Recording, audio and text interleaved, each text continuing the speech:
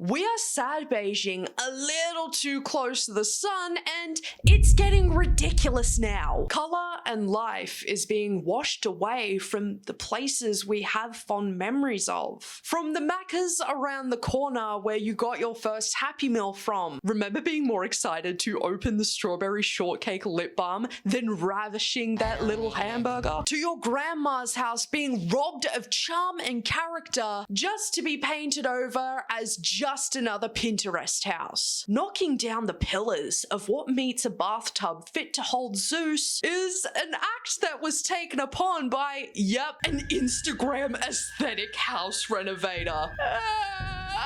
The problem I have isn't the fact that this person has their own aesthetic and they want to bring it to life. But whilst trying to revive that, they're deading history along with it. The fact of the matter is, houses are not built like this anymore. But what you can definitely find are millions and millions of replicas of those kinds of houses. It seems that nowadays there's a pretty standard code when it comes to housing. White walls, foam marble countertops, and no personality. Out of the millions of houses with toothpaste walls and blank floors, what was the point of disregarding the preservation of beauty like this? Yeah, but it isn't your fucking house, drama queen. True, you got me there, okay? But the sad beige aesthetic are making these kinds of houses go extinct, therefore erasing history because it's just not aesthetic enough, babes. Yes, it's not my house, but it was posted to Instagram to the world to have an opinion on for drama queen to yap about. I for sure cannot be the only one who is sick of seeing art being destroyed to turn into a Pinterest board. This is why I thrift.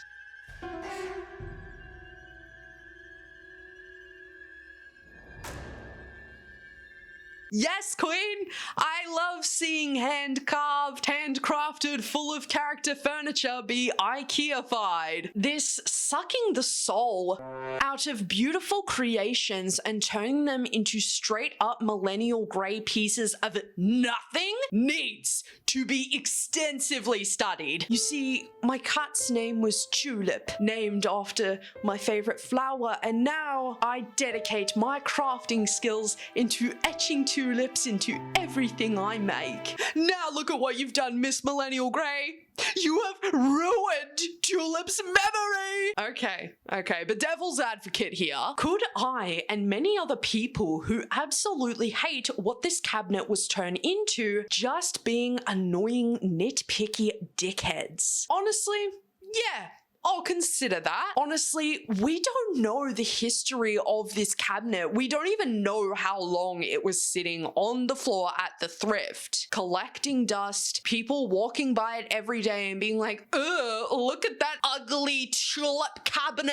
This cabinet has been given a new home, new life, and new love. If that's what keeps this lady from heading to IKEA and purchasing something that is not that durable and bringing home something that she will likely need to get rid of in the next 2 years, then so be it. Even if it's ugly millennial grey. If stripping the life away from this cabinet made this lady happy enough to put inside of her home instead of possibly being transferred to one thrift to another every couple of months, then I with it. It's all fun and games dunking on these sad, beige, millennial grey people, but when it really comes down to it, everyone preaches about recycling, whether it be furniture or clothes that are already out there in thrift stores, but when it's something people don't like, then it's grr, this is ugly.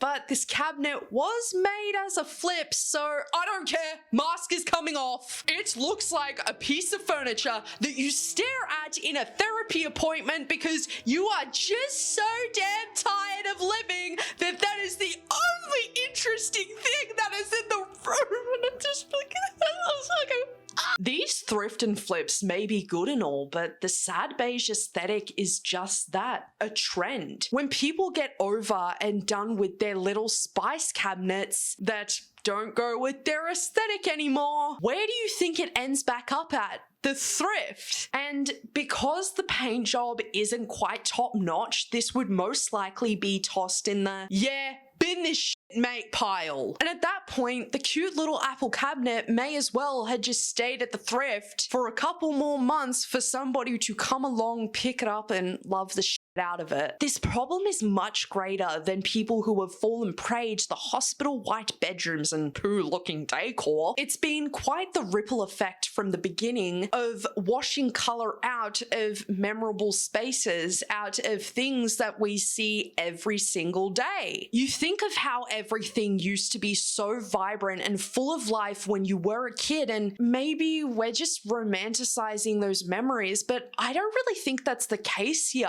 When we think of hyper-individualism, we think of how weird it is that there are so many aesthetics and cores out there, so many genres of styles and clothing and personality. But when you really think about it, it's because personality doesn't come out anywhere else. It doesn't show itself in that one building you always remembered as a kid. When you step outside, it is overwhelmingly grey. It's why history is important. It's why creativity is important. So to tear it away and make it look like a minimalist IKEA piece is just crazy to me. But it goes even further though. If you think it's annoying seeing beautiful homes being gutted and turned into just another sad beige home, wait until you meet the parents who go out of their way to give their kids as toys a little bit of a makeover. I really think that she's a neutral girly at heart. After taking a good long look at the tree, I headed over to Lowe's where I picked out all of our spray paint colors. I originally wanted to paint the body of the tree a brown, but then I realized, you know what, I want my tree to look a little bit alive. So the tree skirt, I used this satin color Rust-Oleum paint. When it was time to paint the ornaments, I just took some painter's tape and I covered the little ornament hooks with those. I wanted to keep those white. Here's a little pro tip that I learned, or basically a rookie mistake that I made. And honestly, I'm so silly I didn't do this in the first place, but here's how the DIY ornaments turned out, guys. Honestly, I love them. They are definitely giving organic modern vibes. I might even go back in to add some little velvet ribbon bows along the hooks. So let me get this right. Spray painting a toy so it fits more into your aesthetic instead of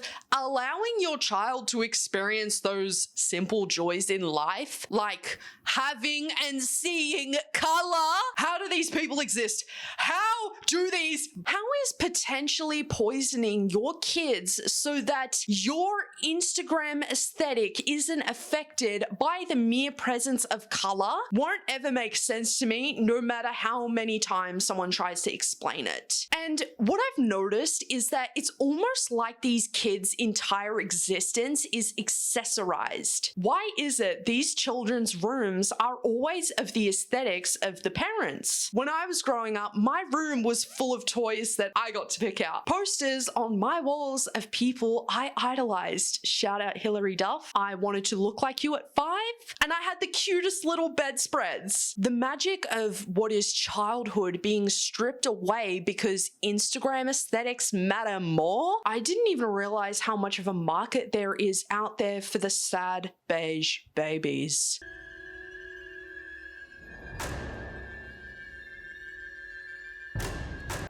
Yes, an overpriced boutique that sell poor excuses of toys really are setting these kids up for the disappointment of adulthood. Sad beige vacuum. Sad beige coffee machine.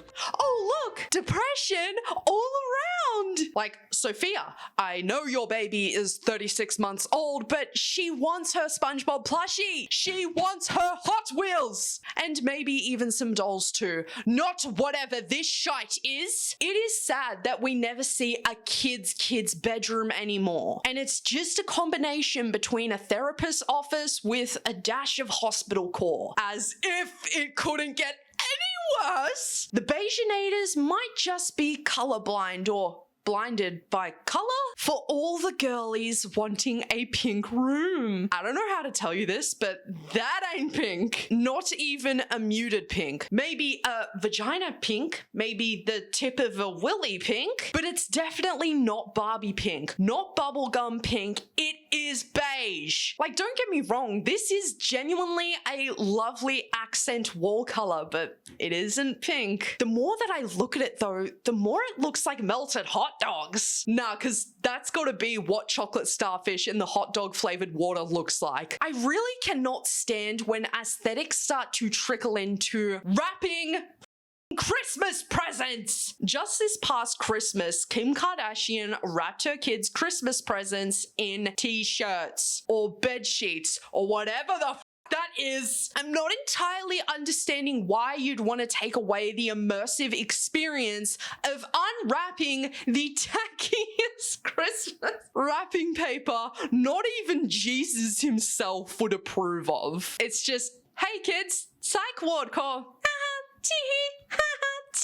Merry Christmas, kids. Here's your sheets. All this to say, enjoy color. As a goth, I know that's hilarious to say because I'm just supposed to love the color black. Or at least that's what non-goths seem to think. I miss being a kid, having endless fun with my imagination. I miss going to house inspections and seeing the quirks and the creativity that was put into the home. I guess what I'm trying to say is color is cool. Color is dope. Like, look at Mike over there. I love how green he is. My corn picture wouldn't be the same without that red. Now, what are your thoughts and opinions on the sad beige epidemic? Do you have a sad beige mum? Okay, I really want to know down in the comment section below. I am so grateful and lucky that my parents allowed me to express myself in my bedrooms throughout the years because I would have gone crazy. I am a maximalist at heart, and you know what?